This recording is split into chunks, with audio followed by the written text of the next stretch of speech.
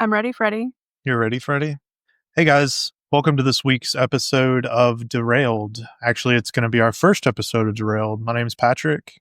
I'm going to be your main host today.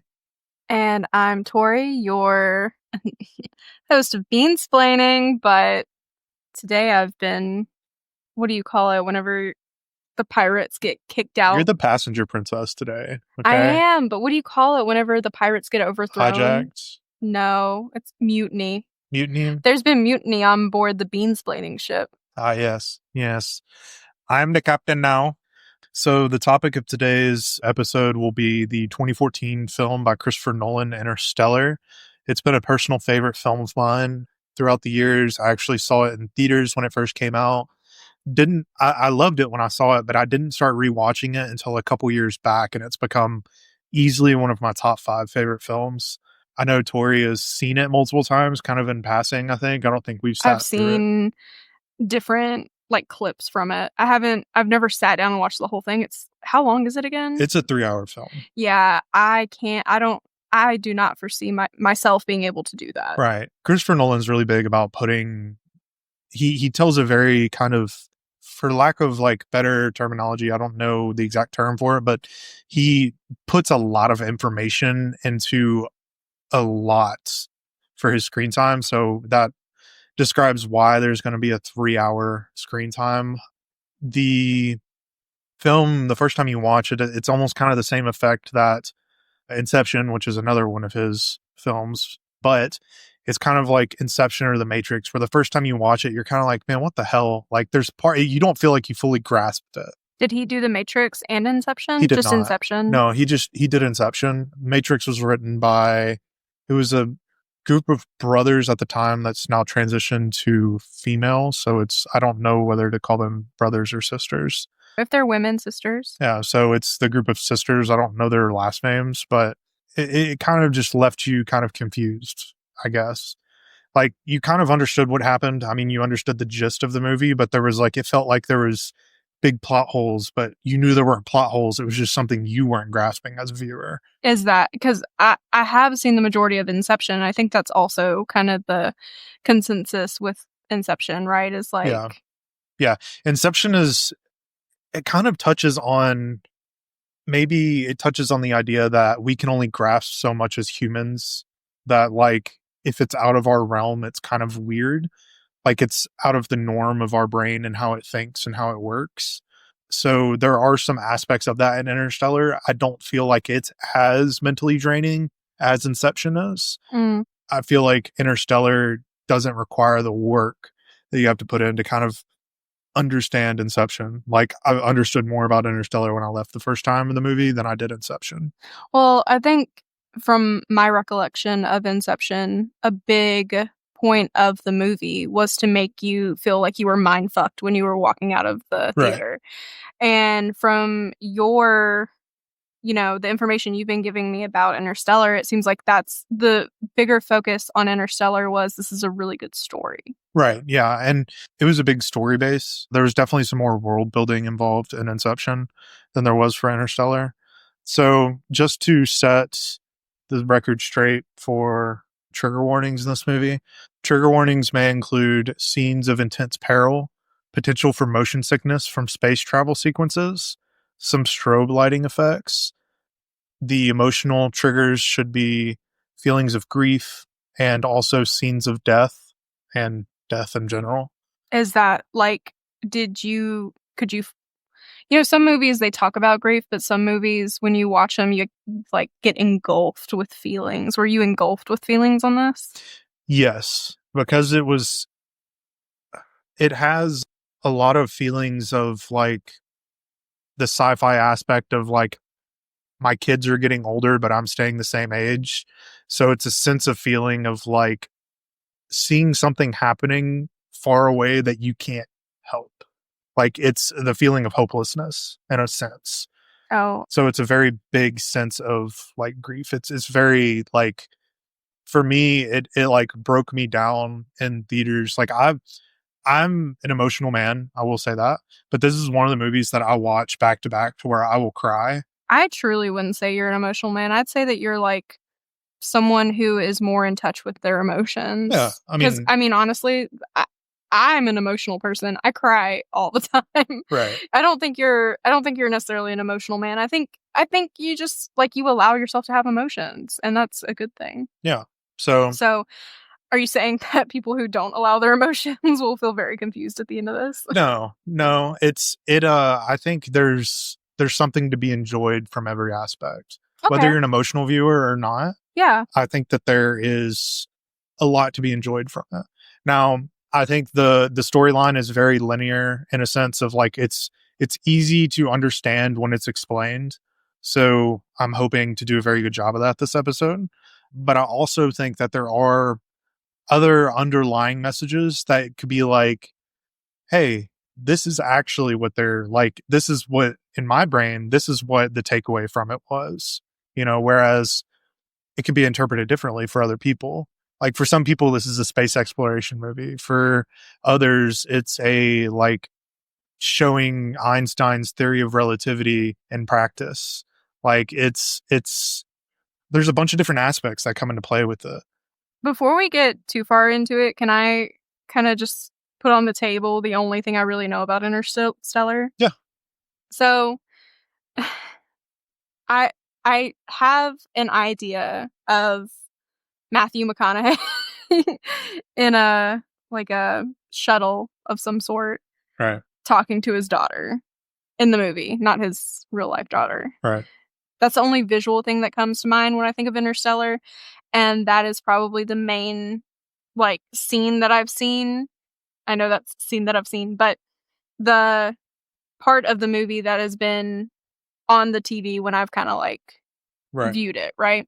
Yeah, And then we have, like, this online discourse, which I don't think that you're very familiar with, but I do you remember, like, back a while ago, there was, like, men are always thinking about the Roman Empire, yeah. Men only think of one thing, and it's disgusting type jokes. Yeah, and it's the Roman Empire. Well, there was also, like, a follow-up to it of women going to, like, their husbands or their dads or their brothers and saying, "Hey, how many times a day do you think about the Roman Empire?" And they'd be like, I don't know, maybe, like, 5 times a day." And that's wild because women think about the Roman Empire maybe, like, once a year at yeah, max. yeah. And so now online, everyone's like, "Oh, this is my Roman Empire." So, like, Interstellar is like your Roman Empire. But there's a further discourse specifically about Interstellar and how much men like it versus how much women like it. And I'm interested to hear your thoughts on it. So, from my understanding, it's, men are like, "Oh my god, Interstellar, like, oh, this movie, Christopher Nolan." Like they're really for it. Right, And they get excited about it and they have like all of these aspects that they really enjoy. But then a woman, you bring it up to a woman and you're like, "Hey, our first date, can we watch Interstellar?" And women are just kinda like they're not haters, but they're just kinda like, "Okay." And I've just never heard a woman talk about Interstellar, especially not the way I hear men talk about it. right. So why do you think there's that big difference of, like, women being pretty apathetic towards this movie, whereas men tend to be, like, pretty gun ho about it being just a great movie? Well, I don't know why. I mean, honestly, I thought about that too because I Yeah. knew that that was the thing. Yeah. Like Shane Gillis had actually said in a podcast or vlog or something. I don't know. It was an interview, and he was like making a joke. He was like, "Yeah, if you ever want to get your girlfriend to go asleep or just like disappear, just turn on Interstellar, dude. Gets them away every time." And I was thinking about it, and I was like, "Why is that the case?" I mean, because to me, I feel like Interstellar is somewhat emotionally driven. Like Yeah. and women tend to like movies that are more emotionally driven than men do. Yeah, I mean, Um, yeah, we can stereotypical, like, what's Pride and Prejudice, I right. think, is a big one. So I feel like I don't really understand why women don't like it as much as men. I mean, it is an emotionally driven movie, I feel like personally. So I don't see why women wouldn't enjoy it as much, but I can also see from a male's perspective things that they would enjoy other than the emotional aspects of the movie. Like it's a movie of like exploration, and I feel like there's a primal instinct inside of a man to enjoy exploring and like conquest. Do you You truly believe that? That's a real inner thought you I have? don't think it's only men who have that. I mean, I think females do too, but Oh, do you think maybe you think men romanticize it more? yeah, they Yeah. enjoy watching it more, like in their free time. Like, Yeah, I they're feel like, like, I wanna live vicariously through this." yeah, so like I can understand why men like it, but I don't fully understand maybe why women don't like it. Well, and I'm not the best example of a woman in this context because I am I am a woman, Yeah, but I am already not very interested in movies or TV shows. right, So, when it comes to, like, just sitting down and watching something, just the time that it takes to sit and watch and how you have to kinda concentrate on this movie to understand it right. makes me just not even a valid candidate to have this kind of discussion. But I was curious what your thoughts were. I can understand why men would like it. I think that if it's described in the way that my brain thinks about it, this will help potentially you or maybe some other female listeners that listen to the podcast kind of like see it in the light that I see it and So see you're it as more. fighting the good fight for Interstellar. That's right. Equal rights for men and women to enjoy Interstellar. Wow. If you can tolerate 3 hours, then you can do it. So, for some background building on the movie and like the time place it's taking place in, the movie takes place in roughly 2065. It's not openly said in the movie that that's the exact same date that it takes place in, Yeah.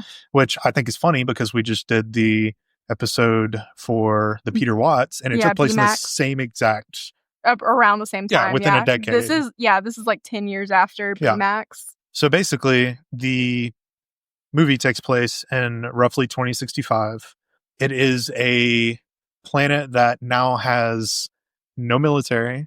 This is Earth? Yes, Okay. it takes place on Earth in the United States. Okay. It, but nation or like internationally, Uh-huh. there's no armies.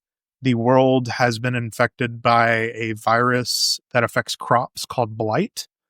And what blight does is basically just takes the nutrients and kills the plants. It's like an infection of Mm, sorts. okay. So, I think that's real. I mean, I know that, like, that happens to bananas, right? That's why we have plantains instead of bananas? uh, I don't know if it's real.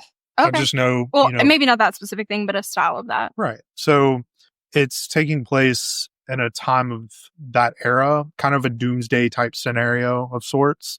Earlier in between, once again, like it doesn't give you times in the movie. It doesn't even tell you what year you're in, but this is just from my online research and what I've found. So roughly between the years 2000 and 2065 when the movie takes place. And so basically there was a resource war, and the resource war was incited by the discovery of blight and killing the crops. Mm, So it almost kind of created a world of like the Dust Bowl era in the United States and the Great Plains. Whenever the Dust Bowl came through, it created these huge dust clouds and covered everything in dust. They couldn't grow crops because the soil was nutrient deficient. It's kind of creating that same world, but just imagine a whole entire world that is that way. Basically, the world is not focused on conflict. They're focused on survival at this point. so we're kinda working together because the land is barren. Right. It's taking kind of like anything like modern day society where we're in a capitalist kind of world where, in the United States, Mhm, everything is focused on ingenuity, engineering, what's the newest, what's the best. Like we're trying to propel ourselves forward. mhm. Whereas opposed to in this world, they're trying to stay stagnant and stay afloat. Opening scenes of the movie.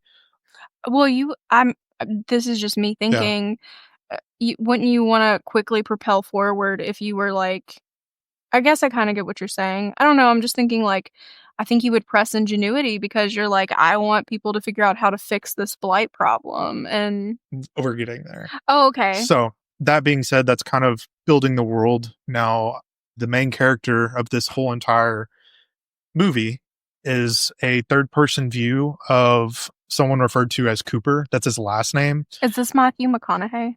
Yes. Okay. It's portrayed by Matthew McConaughey. His name, from what I found online, not said in the movie, once again, his name is Joseph Cooper.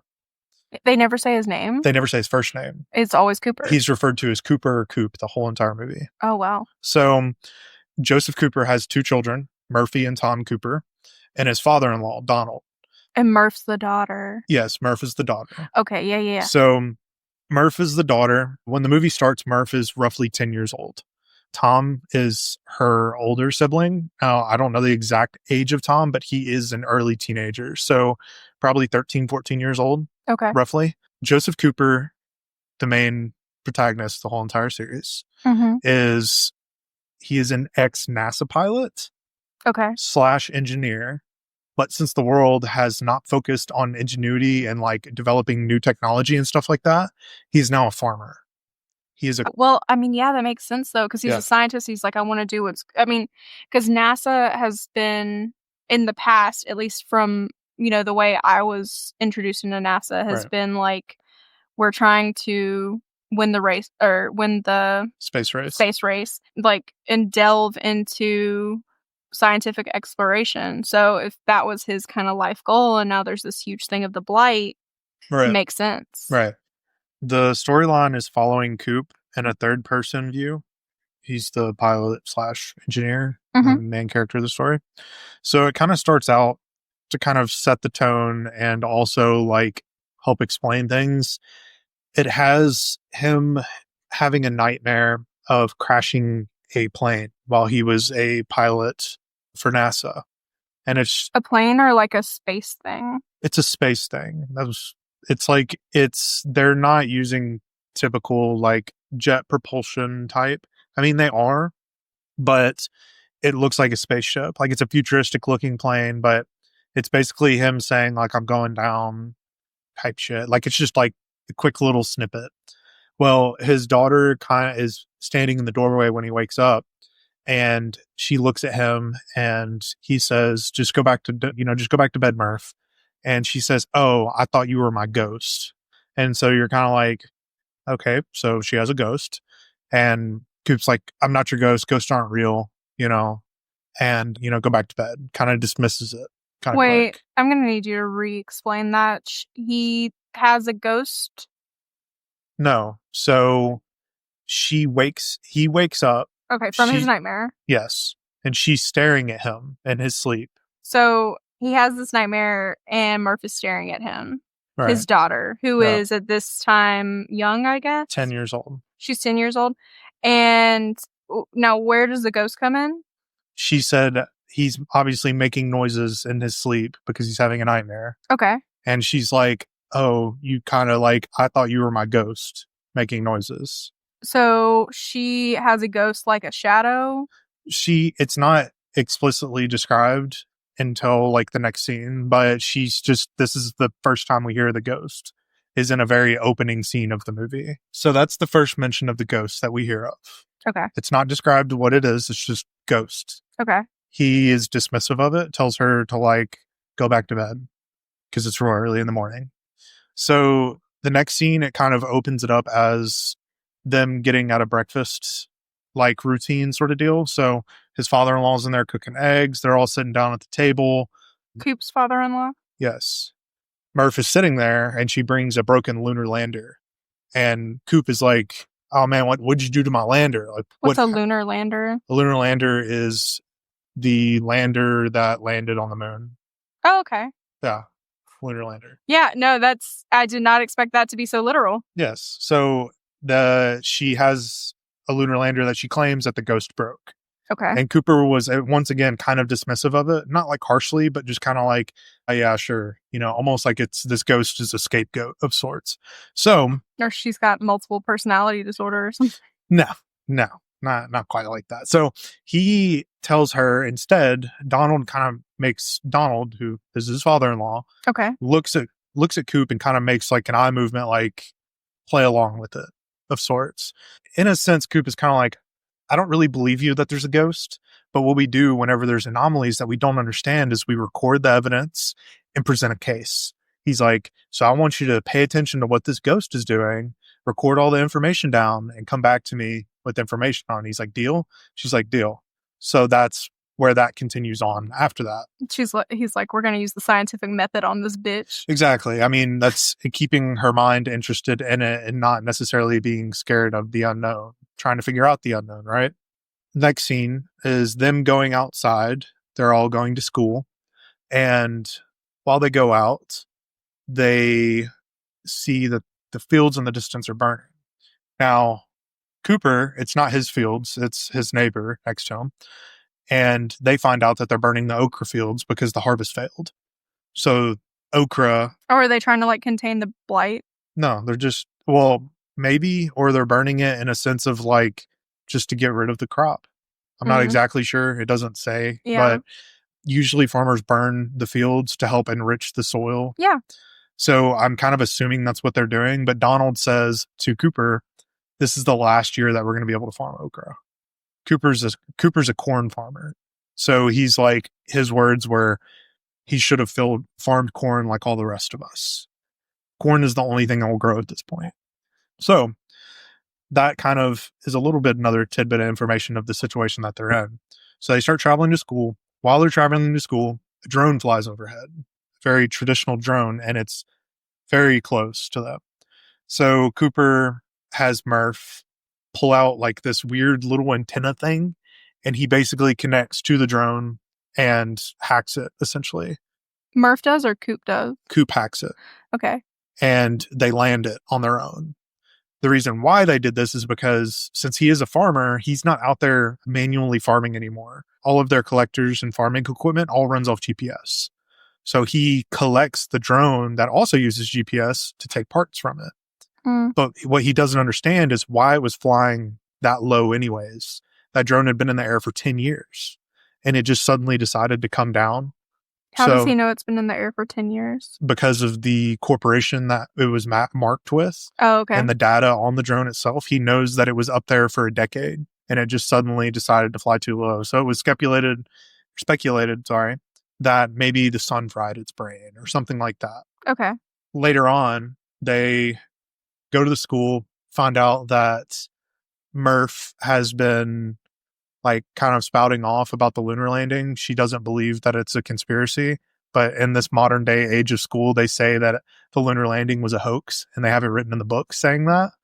But she got in a fight with somebody, so she gets suspended from school. Why is it a hoax in this world? It's a hoax in this world because they're not worried about space exploration and they're more of like, I feel like the government is more worried about control of people and getting people to give in to being farmers and building for them. So she got suspended from school because Matthew McConaughey agreed that Murph was in the right for getting in a fight with somebody over it. And at the same time, his son, Tom, was told that he wasn't going to be allowed to go to college. They're only allowing a certain amount of people to get into university every year. And since they're more concerned with people being farmers and supplying to the hunger crisis that they have, so to speak, they're not worried about people going to get degrees in college for engineering or something like that. It would be much more useful to have somebody be a farmer. So they told him, hey, he's going to be the top of his class, but he's going to be a farmer, which Cooper hates. Cooper's an engineer pilot, but he's forced to be a farmer. Cooper hates being a farmer. He doesn't enjoy being a farmer whatsoever. He wants to be a pilot. He wants to explore. Like, Cooper's somewhat of a black sheep in this whole entire story. Murph gets suspended. She comes back home with Cooper. When they arrive at home, all of his equipment, all of his farming equipment is returning home because there was a anomaly in the system. And Cooper didn't quite understand why. So next scene is Murph and Cooper returning home to all of his farming equipment returning back to home, which is like a default setting if anything occurs. He found it weird that all of his equipment would fail at one time. And they were trying to speculate like, well, maybe the house is built on like a magnetic ore deposit or something like that that's causing interference. Basically, at this point, there's been 2 interference situations that they can't describe or explain why they're happening. So once he gets it all sent back out, they hear a rustling coming from Murph's room upstairs. They both go upstairs. Murph wasn't in her room at the time of it happening. They both go upstairs and they find books knocked off the shelf. Of course, Murph is like, it's my ghost. And Matthew McConaughey's like, it's no ghost. It's just your books falling off the shelf. Like, it's not rocket science, Murph. He's once again, very dismissive of it. But Murph is, of course, sitting there and documenting all of it. So the next scene is not as important. It's just kind of a little bit of backfiller into what happened in the last from 2000 to 2054, a dust storm starts to blow through.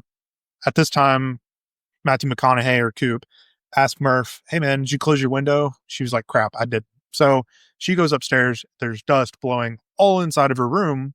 But the weird thing about it is when the dust starts settling, it's settling in these very unnatural piles on the floor, like lines. And Matthew McConaughey is kind of taken back by it. He's like, "What is going on? Like, what is happening here? Like, why is it just following in these little lines?" Of course, Murph's first jump to is, "It's my ghost. My ghost is here." And Matthew McConaughey sits there and looks at it. He studies it and studies it. He figures out that it's binary. He records the information, finds out that the binary is actually a coordinates location. He records the location on a map, and unbeknownst to him at the time, Murph snuck into the truck. Like, he goes to reach for his coat, Murph pops out, and he's like, "What the hell are you doing here?" She's like, "Well, I'm going here because, I have every right to be here. If you didn't have me, you wouldn't be going on this trip." And he's like, "Okay." So they take a little road trip, go to the location. They're about to cut the lock on a gate, and whenever they do, a big spotlight comes on and tells them to like freeze, and Matthew McConaughey gets tased and gets incapacitated. He wakes up and he is in looks like a storage room being interrogated by a robot asking him why he's at this location, how did he get here, and he's just like basically not giving the robot any information. So around that time, a lady walks in and she says, "I'm Dr. Brand. I'm curious about how you found this location out." And Cooper stops and says, "I knew a Dr. Brand. He wasn't quite as handsome as you are, though." And she picks him up and walks him through there. And they're talking kind of like small talk, chit chat. She's still kind of suspicious of him. They open up a door and it is a boardroom for NASA. Why did he say, "I knew a Brand that wasn't as handsome as you are"?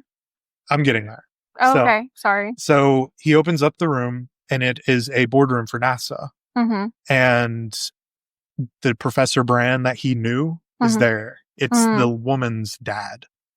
So she is now Dr. Brand. That was her father that he used to work with. Cooper used to work with her father when he flew for NASA. He somehow stumbled upon a top secret government installation of what is left of NASA based off of coordinates that he found in a fucking pile of dust in his bedroom. He explains that to them. They also explain that the reason why his plane crashed when he was in NASA was because there was gravitational anomalies. I forgot to mention this, but the reason why the piles of dust were piling up like they were in Murph's room was it was gravity that was causing it. He had the gravitational anomalies led him to this government installation. Okay. And the day of his crash was also due to gravitational anomalies because his plane was his plane, jet, ship, whatever you want to call it, was pulled down to the point of his thrust wasn't affected anymore. So he just crashed this plane because of gravitational anomalies. They also find out that at this point in time, Professor Brand, the man that he used to work with, pulled him to the side and talked to him.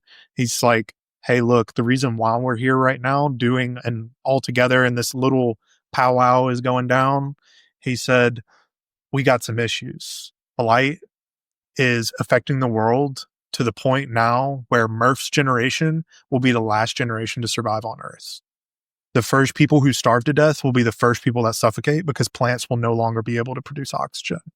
He was like, basically, the Earth is fucked. Like, it's done, gone. He said, "I'm not going to tell you anymore until you guarantee me that you're going to help me on this project."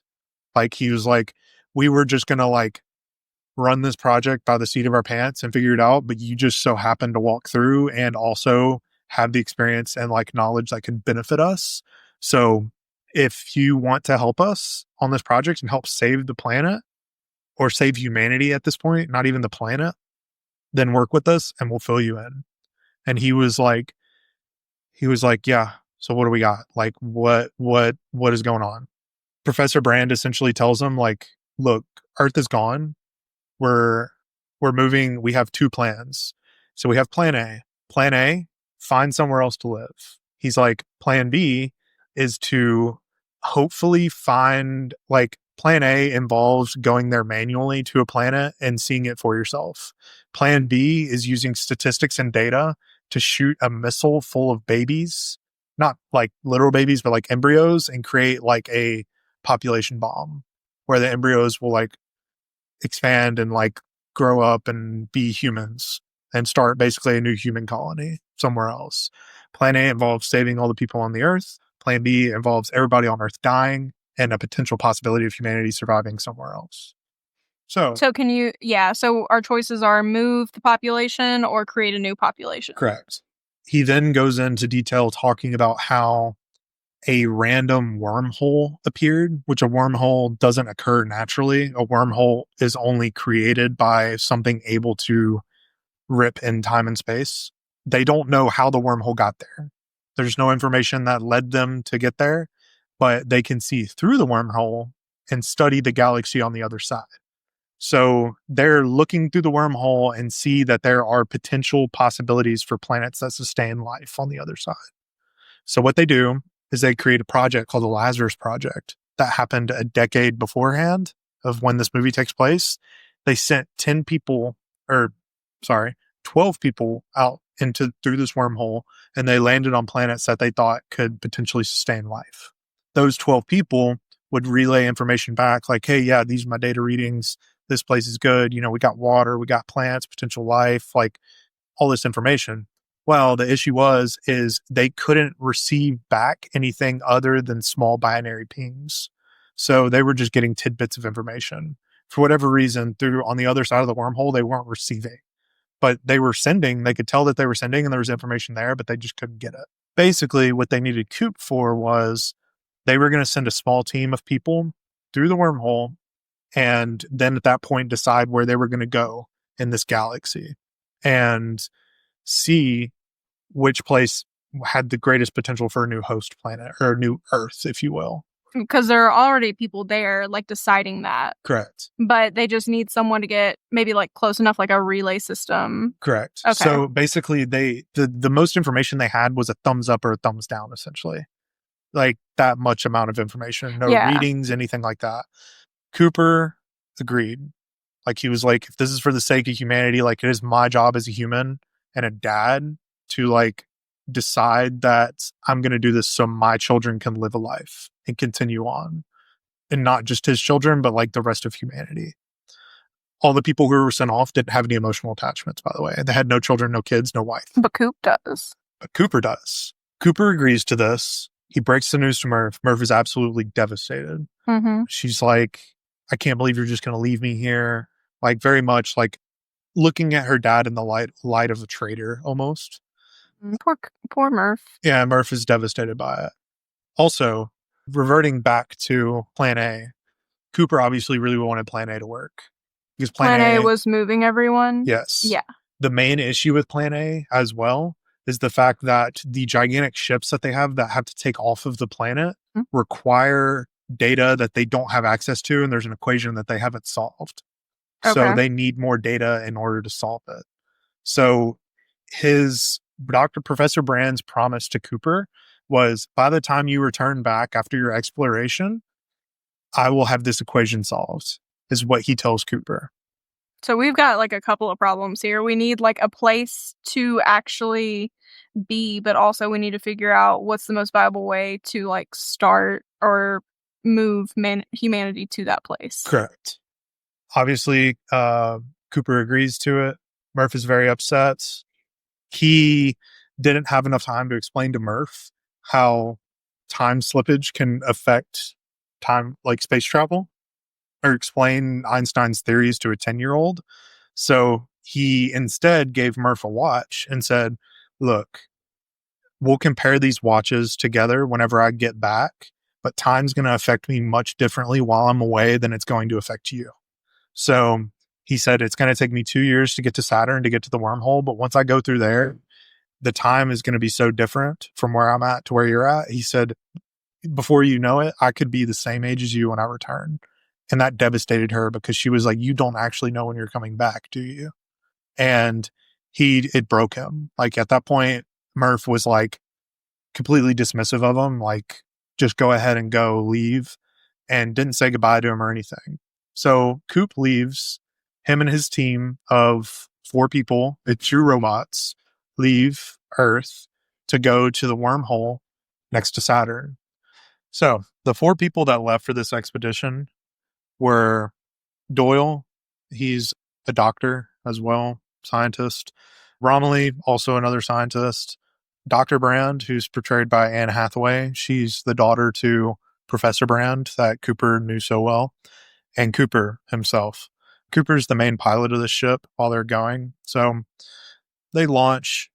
Oh, yeah. Also, they have TARS and Case, 2 robots that are on the ship.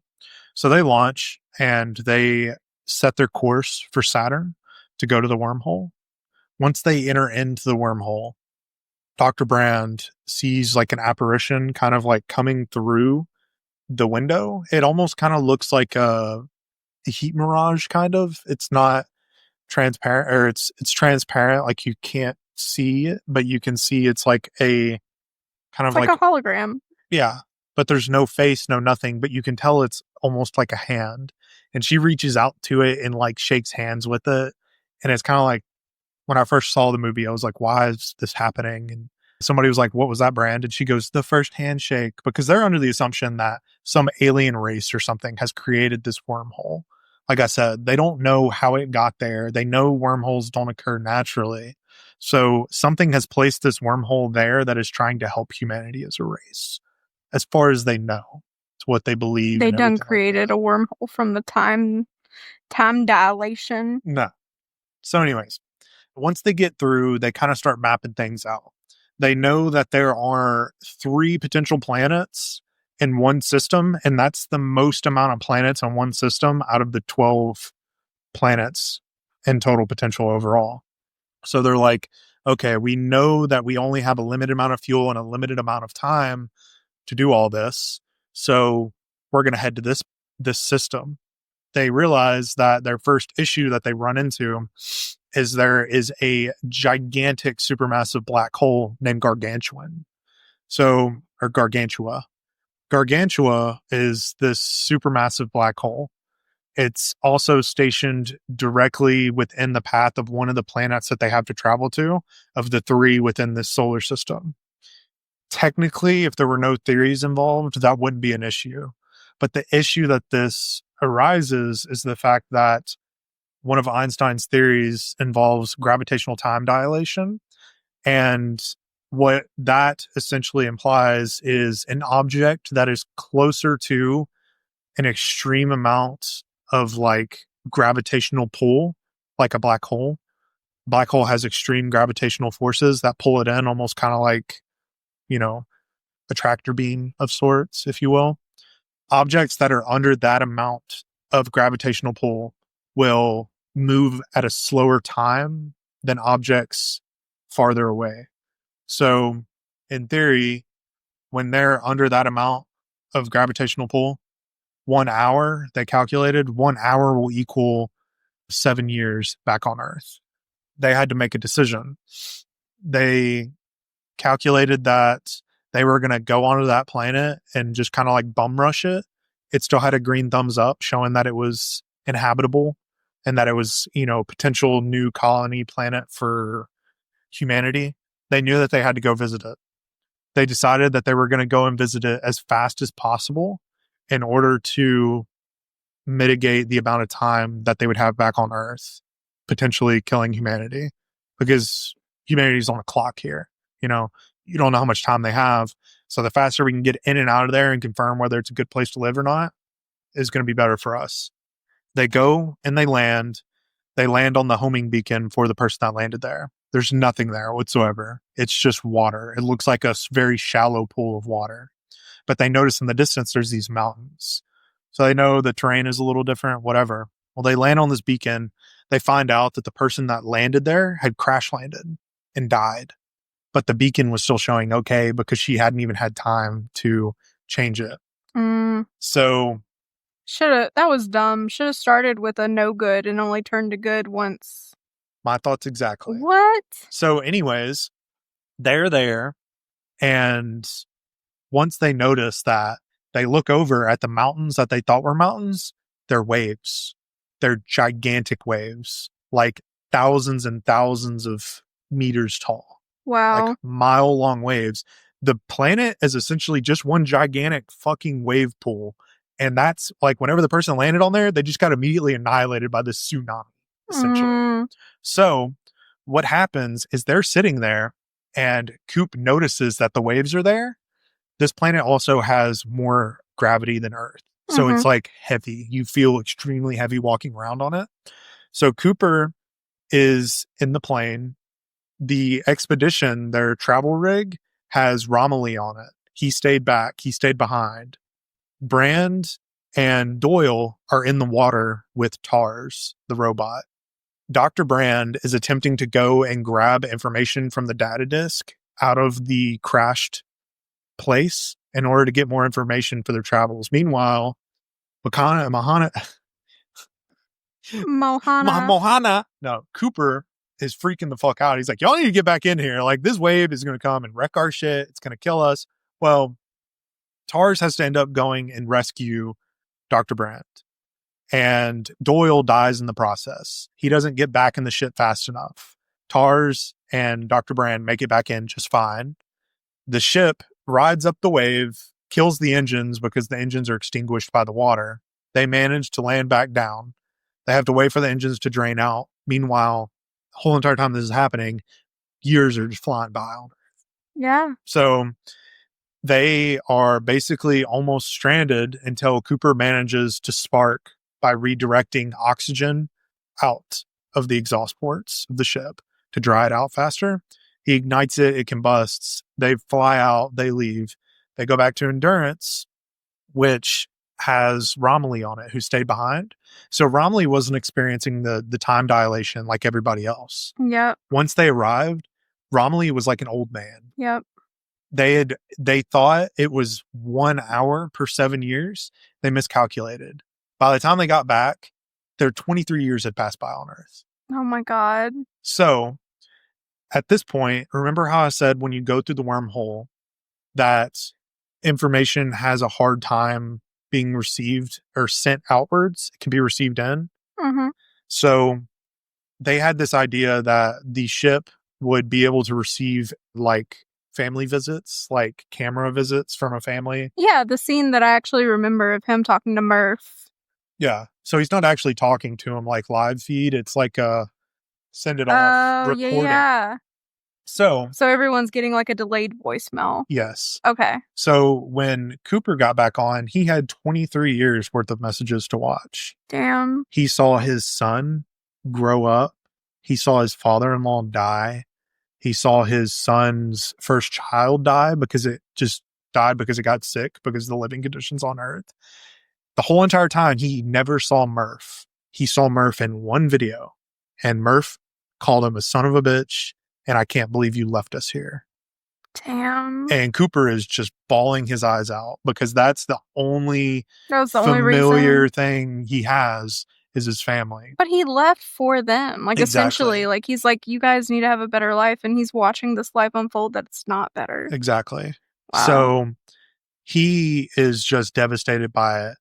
But he still knows that they have 2 other potential planets. Obviously, the first one that they went to, ain't nobody living on that shit. That it's fucked. So these are 2 potential planets that are greenlit by the people on them. Correct. So the 2 planets that they have, I'm going to go ahead and say the names of the people that landed on them. Okay. So you have Edmund and you have Dr. Mann. Okay. So then they start as a group, kind of culminating, which planet should we go to next? They start comparing the data that comes off of them. Dr. Mann's planet looks much more promising, but Dr. Brand is still pushing to go to Edmund's planet. Okay.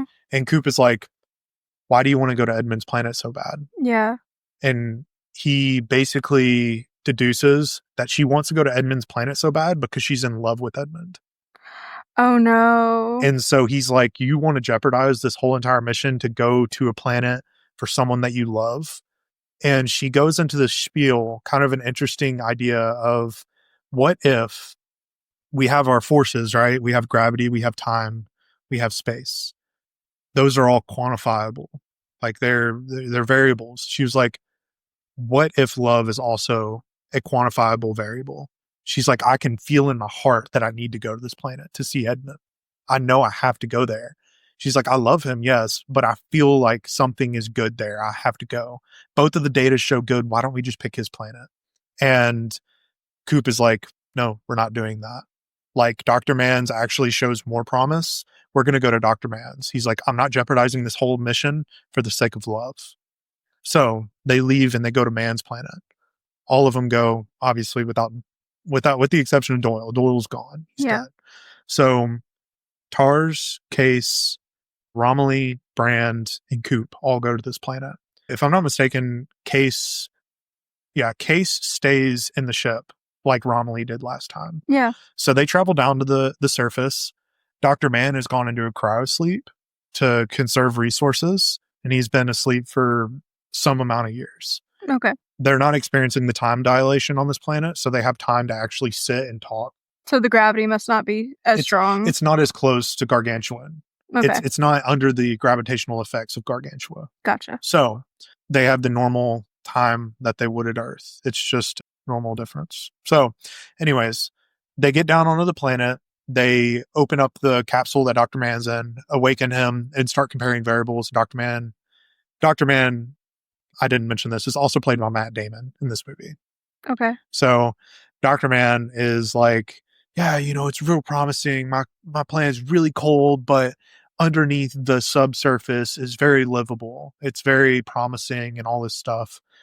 Well, later come to find out he like decommissioned his robot to help, he said, put forth towards his energy. So he used the battery and stuff inside of his robot. Like, you look in the corner and it's like a hodgepodge of wires.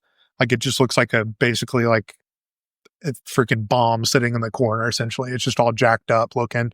He's like, yeah, I had to rewire them for the electricity and stuff. He said, I didn't think anybody was going to come and wake me up. Like, he was like, I thought I was done. Like, he was like, my planet's really promising. It's really good. So him and Cooper went out to go get readings from the surface to find out more in-depth data readings. While they're out there, Dr. Mann attacks Cooper and basically leaves him for dead. Cracks his helmet. It comes out that Dr. Mann had been lying the whole entire time. He was lying the whole entire time with hopes of somebody coming and saving him. Yeah. Because he didn't want to be left for dead. Because if he didn't have a promising planet, oh my God. His exact words were, before I even arrived at my planet, I had zero doubts in my mind that mine would be the one. So he didn't give a shit if it was uninhabitable or not. He was always going to say it was good so he could have somebody come and get him. So after he knocked Coop basically almost unconscious, like it almost killed him. Yeah. But Dr. Brand went and saved him in a spare ship. Meanwhile, Romilly is trying to revive his robot, Dr. Mann's robot, to get information off of it, to get more of a scientific readout of information on the planet. Yeah. While he's doing that, the robot blows up. Mann had rigged it to explode. Oh it was my a bomb. God. It kills Romilly. Tars was in there as well, but Tars survived. So at this point, Brand has picked up Cooper. Romilly is dead. And Cooper, Brand, and Tars all leave and chase Dr. Mann. Dr. Mann stole one of their ships and is heading back to the Endurance in space. But he doesn't know the correct docking procedures. So he's about to go try and land. Like, it's like the idea of don't freak out when you're diving, because if you do, you'll use more oxygen. This is kind of a real life, not real life, but like a hypothetical scenario of what that would be like in space. So this man takes their ship, goes up to the Endurance, tries locking onto it, blows up his ship, blows up part of the Endurance in the process, and kills himself. And Cooper has to go up there, stop the rotation of the ship. He manages to save it.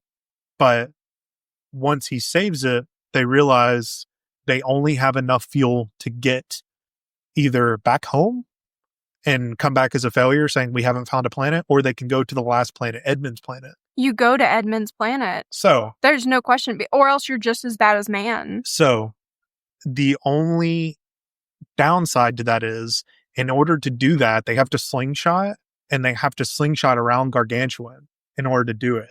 So they pull just on the outer cusp of it, and use the force of the gravity to slingshot out, but they Okay. have to drop something. So they drop off their ships whenever they're going past it. But they don't need the ships anymore though, They don't right? need the ships, Because they're not gonna no. go home. They don't need the ships, but someone has to be inside of it to pilot it. So they send TARS off in one of them, and she and Dr. Brand just assumed from the get-go that TARS was going to be the only one that goes off, and she's like, "Ah, it's just a robot." Well, Cooper was in the other one, and he sacrificed himself and dropped himself into the black hole because they're slingshotting from Gargantuan. So whenever they're going around it, they detach the ships, and both of the ships fall off into Gargantuan. Cooper involved. Cooper sacrificed himself for the sake of the mission so she could go to Edmund's planet and call back and be like, "Hey, this is good. This is where we need to go." Was it good? So you don't know what it follows Cooper's point of view because it's a third person. So Cooper is falling into a black hole and he's stating what he's seeing as he's seeing it. He's like, "Oh, it's black. It's extremely black. It's just nothing."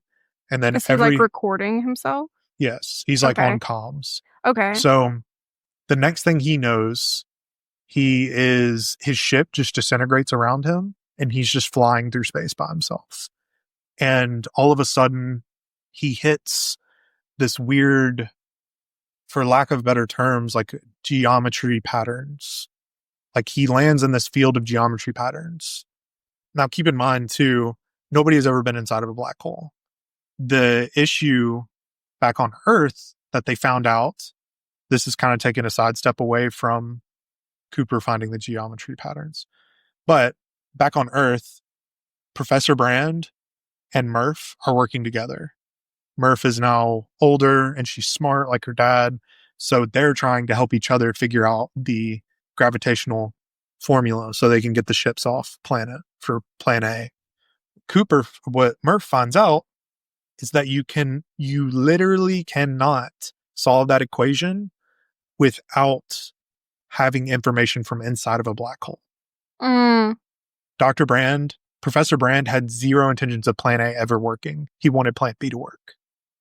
He sent everybody, including her father, into space, knowing that they were just going for no reason, essentially. But they are going for a reason, but it just has to be, like, Well, people they who went can with be false hope. They went with false hope to be able to, like, see their families and have people on Earth that are currently alive. Right. You know, but, I mean, it's still saving humanity. It is, yeah, but not the humanity as they know it. Yeah, that's true. So That is shitty, but then you get people like Man who wanna yeah, fuck everything up. exactly. Like Man is the biggest piece of shit in this whole entire movie. Like I like, you know, we were talking about I think in one of the episodes we were talking about how an actor will give a certain role and you're like, God, I just hate that dude. Yeah. That's me with Matt Damon. Like part of me, like I've seen Matt Damon in plenty of other things in Interstellar, keep in mind, but I will see Matt Damon and I'm like, you're such a dick. Like I do not like you. Like, and part of me feels that way because I saw him in this role. I was like, you're such an asshole. Like, why'd you do that? You've jeopardized all of humanity. The most slimy character in existence is Dr. Man in Interstellar, no doubt. Anyways, so once Murph finds that out, she gets pissed because she's like, you just sent my dad out to die, essentially. I didn't have my dad my whole entire childhood and life because he's out here fighting for something he thought it was plan A wholeheartedly. Even his own daughter, even Professor Brand's daughter. Yeah, the one that went into space. She even thought plan A was plausible. She didn't know. Professor Brand was the only one who knew, and he literally carried it to his deathbed. Wow. So when Cooper is falling through the black hole and he falls upon, like Cooper was just under the assumption that was it. He's gone. He's dead. Yeah. Well, when he's falling, he falls into that weird geometric shape and he like grabs onto it. And it's like, for, like I said, lack of better terms, it's like a jungle gym. Like he's just floating. He's in zero gravity, but there's all these weird lines and shapes. And he starts looking through them and it's Murph's bedroom that he's looking into. And he's like, what the fuck is going on? Like, am I dead? And TARS can be heard on the intercom. And he said, no. He's like, we're in a tesseract of sorts. He said, someone has created something that is beyond our realm of understanding. They've created something that uses, this is like a communication relay to you, and they use gravity as the signal. So as Cooper's going through, he's like falling through and stuff like that, and he's going, and when he goes over one more, it's a different point in time. It's a different point in time. As he goes through, it's like a time travel machine almost. So it's almost like they're using the gravitational dilation to their benefit. Yes, of sorts, but the premise of it is like we're not supposed to be able to understand A, who they are, or B, how they've created this. They're five So is dimensions. this supposed to be like God or something? Or Not, like what it's we supposed to might be, assume as God as like primitive humans. yeah, like maybe like a further evolutionized human, someone who has the ability to create a fifth dimension. And that could be humans for all we know. We don't know. So like it's plausible that humans from the future, like if they were to like populate Edmund's planet, could come back. I guess I'm just getting stuck on time travel. You continue. It's not necessarily like if you look at the storyline as linear the whole entire time. Yeah. He's not necessarily traveling through time as a person, but he's using gravity to communicate through time. Yeah. Okay. So he's in this tesseract and he's going through and he's doing all of the things that were done in Murph's room. Mm-hmm. Originally, he falls and he's so distraught that he has been lied to by Professor Brand and all this other stuff. He sees himself and he knocks on the walls, and in Morse code, it makes the books fall out and it says stay. Like he's calling himself an idiot. Like he's like, you fucking idiot. Like, don't leave your daughter. Like, do not leave her. Don't leave her here by herself. Then the next thing is him going to the roof and creating the binary for the location. The last thing that he does is he gets TARS to communicate the information that they're receiving from inside the black hole to Murph's watch that she left on the bookshelf.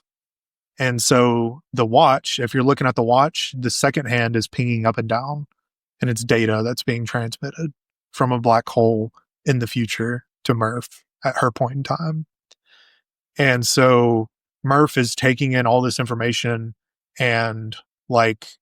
But does he even know that Murph is working with the older man? He does, because he received the transmission of her. And so he does know. Yeah. Okay, so he knows that she's on this and like she is a person to get information to. Even if she wasn't, he knew that he told her to record everything that happened in that too. Okay. So he knew being stuck in the middle of fucking nowhere in a black hole that she was his only possibility. Yeah, she wouldn't dismiss something that comes up. No. Yeah. So he had TARS transmit and binary to the watch, and he was sitting there hitting it, interfering with the watch to create the solution to her gravitational problem that she had. Mm-hmm. That Professor Brand had. Yeah, because he needed that info from inside the black hole. Yeah. So full loop. And it's a good thing that he like, it would only have worked out if he was the one on the thing. So that makes sense. Yeah. So literally right after he finishes transmitting the data, the whole tesseract closes. Like it's like, oh wow, it's like an old TV. Like whenever you turn off the TV and it's like goes to dead center. It's almost like that, but the whole world closes around him. Cooper blacks out essentially. The screen goes black. TARS just like cuts off the comms. Like you don't hear any talking, anything. The screen's black. When Cooper wakes up, he's in a hospital room. Okay. He wakes up in a hospital room from a station, is what they call it, that was rotating around Saturn. So essentially, he got shot out of the wormhole back into our solar system. Yeah. And while he's there, he looks outside. He hears a crack like a baseball, and he looks outside, and he's like traveling around on like a big ass, like what looks like a Halo ring, from the video game series Halo. Wait, is he on Saturn right now? No. This is what I'm trying to explain. So sorry. He's on this station. He is on a station that's around on a station. Okay, so he's not in a hospital bed on Earth. No. Oh, okay. He's on a hospital bed at a station because Murph figured out how to shoot these stations off Earth. The station had made its way to Saturn and found him. Oh. And picked him up. Okay. And like when he looks outside, it's like you know, Halo, like a Halo ring, it Yeah. literally looks like just a big donut. Yeah. Well, like that's what the station looks like. And when it's kind of funny because whenever they hit this baseball, it goes up to like one gravitational field and like smashes through somebody's window in a house that's just like Oh, standing no. above. It's really kind of cool, but it was kind of funny because then he sees a sign that says Cooper Station and he's like, "Oh, well, Mm. how nice of you guys to name the station after me." And he says, they start laughing. They said, "We didn't name it after you. We named it after your daughter who saved humanity." And he's like, "Oh." It's kind of funny because it's like, I'm not the main character in this scenario. And so they let him know that Murph is traveling from one space station to the next. And in her age, they say her old age, it's kind of risky, but this is something that she demanded that she needed. So he goes to meet her, and she's an old lady on the bed and surrounded by like all these people that are his biological family too, which is kind of weird because he's like 120 technically at this point. Yeah, but he's still a young man, He's though, still the right? same age. Yeah, he's like Yeah. the same age as when he left. Yeah. He's like Dang. probably like early 30s, late 20s type. Wow. And so My daughter she's is my there. grandma. Yeah. She's there, still wearing her watch and like holds his hand. And he was like, "I'm so sorry that I didn't come back when I thought I would." And she's like, "Don't be sorry. Like, this is all because of you. And I knew you would make it back to me." Oh, God. I'm gonna cry. I didn't even watch it. And it just breaks my heart because it's like he did everything he could for his kids, but he showed up and they were like old, Yeah. which It's this like is also ultimate funny. sacrifice. Like This is the also thing you love so much that you're like putting so much effort into taking care of, but you right. never actually get to like love that thing. Right. It's like making a lot of money for your family and working and never being home to be able to spend it or enjoy it with your family. Yeah. And she basically tells Coop, because like I said at the beginning, Coop is somewhat of a black sheep. He Mm-hmm. feels like an outsider no matter where he's at. Like he can't stay steady. And so basically, she says the stations are a means to travel to another planet. So Brand is still out there on Edmund's planet. And she tells Cooper, you know, Cooper's like talking to her and she's like, "You're not meant for here." Like she said, "You're an adventurer, you're a traveler, like you're there to explore all corners of existence. Like go out there and find Brand." And he was like, "Okay." And so he goes and steals a spaceship and leaves. And that's the end of the movie.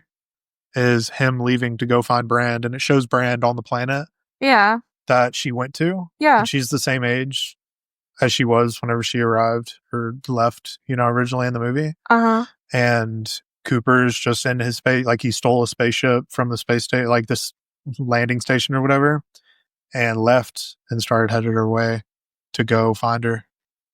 And that's it. So we don't even know if that planet is viable. Yeah. But so there was another thing too, is they said that the amount of time that it was going to take for the space stations to land on that habitable, viable planet is going to take time. So humanity will be displaced, as they put it. But basically, Brand's job is to set up base camp for when they do arrive. But what if the planet's not viable? What if there's another It was man? viable because it shows her on the planet, like with her. If I'm not mistaken, her helmet was off and stuff, and she's just like walking around. But they don't know that. They can receive information from her. So at some point, she's so communicated that, like, this is viable planet, and but also if they know it's about So also another thing to think about too why is it is, going to find her if it's a viable planet? well, so another thing too is he could be going to her Mm-hmm. or he could be going to any of the other 9 planets. Because there's still more. There was only 3 that they could check. Right. So the space station obviously is set up to have fueling and stuff like that. Mm-hmm. It's sustainable. It's Yeah. got crops on it and everything like that. Yeah. So they could technically live off of that, but as a race, you know, you need a home planet. So they're just in search of somewhere else. They're not as crunched for time as they were before. Because of Murph. Yes. Wow. So, yeah, really good movie. So what's your beans? Out of 5 beans, Yeah. 4.5. What takes off that half? Because I know this is like a really big movie for you. So there are some things in it that I don't feel like any piece of cinema is ever going to be perfect. No. But if But I I, mean, for me, a 5 is like, I enjoyed this so much. oh, then yeah, it's a 5. Oh, okay. Yeah. It's definitely like, it's a 5 in my eyes. Pulled all the right heartstrings. It makes me happy. The thing that a lot of people are like, oh, it's an adventure movie or it's a science movie, Sci-fi, yeah. sci-fi. To me, this is a non-sexual romance movie. No, like parental love. Parental Like love. Yeah. Yeah. between Murph and Coop and Yeah. showing that, you know, how some parents will like die for their kids Right. or sacrifice the entire life that they could have lived for their kids. Right. I agree. I think the relationship between Coop and Murph is astounding Yeah. and very heartfelt. Like I haven't even really watched the movie and I already know. And that's probably why that's the scene I see most often is because it's such a the one where he breaks down because he's realizing like how his daughter feels and seeing this what it was 25 years of footage sent to them. Yeah. Like 23. But 23, yeah. yeah. Yeah. I mean, yeah. I give it like 3 beans, but that's just because for me, like the most interesting parts are and I think this is actually now I know kind of why I don't like the movie. It just takes too long. 'Cause I remember now, after you explained it, trying to watch the movie and getting through, like, that first hour, which is pretty much just him fucking around, being a farm person, and then, like, finding the facility and, like, talking about all of the possibilities and blah, blah, blah, Yeah. and none of it's really about exploration. Very little of it is actually about their relationship. It's all set up for the last half of that movie where we're getting that big Release. yeah, of Yeah. like, oh, he sacrifices himself, but that sacrifice ends up being exactly what humanity needs to continue. And that the way you explained it was very even though I haven't watched it, I got that overwhelming feeling, you know? Yeah. So, yeah, I think that the storyline is really good. And that's what I just don't like how long it takes. And as simple as that. Yeah. Well, for me, being like more of a film nut and kind of like there was another thing about the appearance and the like feel of the whole entire movie. So when they're originally in the kitchen cooking at the very like kind of the cooking the breakfast in the beginning scenes that I was talking about, it shows them flipping plates over and stuff like they did during the Dust Bowl era because if you keep your plate upwards where you put your food gets dust in it. So they have to flip everything over. It shows him flipping over all these like vintage kind of old plates. He's cooking with cast iron on a old school style grill or not grill, but stove top. Mhm. And then he goes over, opens up a laptop. And it's like that weird vintage vibe with modern day technology that like gives me this like, I don't know. It's like it sets this tone, almost kind of like it reminds me of like the original Alien movie. I don't know if you've ever seen that. It's definitely got like a feel to it. I don't know how to explain it. And he Christopher Nolan did something similar in Inception too. It took place present day or future, but it kind of had this like kind of throwback feel to like the 50s and 60s type appearances, but it didn't have anything to do with the 50s or 60s. So he does a very good job of like making you feel a certain way about like the items around them. Like even the watch that they have. Like the Which thing. you have a replica of that, don't you? Yeah, I have a replica Murph, a Hamilton. Is it called Murph because of the It movie? is. Or is she called Murph after the watch? No, she is called Murph because that is her name, and the watch is called a Hamilton Murph. Wow. Yeah, no, even the watch, like the watch, you look at it, it's not. No, it's very classic. Yeah, it reminds me of the time period when they were still making like mercury mirrors. You know what I'm talking about? Like very high chrome, shiny, everything's shiny. Like it's just a vibe. He did a very good job with creating like the tone, you know? Yeah. That's the one thing I enjoy about Christopher Nolan. And it's like, so the aesthetics are good. Yeah. Then Yeah. that's what kind of entertains me for the first half or like the first hour. And then once you get into space, everything's almost kind of futuristic in a sense. But yeah, no, I loved it. Perfect movie for me. What do you have any ideas on what your next Derailed will be? So I'm thinking about doing a Dread episode. Judge Dredd, or is it's just Dredd, but you said Judge Yeah, Dredd. Judge Dredd. It's a weird dystopian future. The world's overpopulated. I don't know. I don't know if that's a good movie or not. I don't know. I mean, if you want to go a little haywire and like, it's like a shoot 'em up movie though. It's not even like a.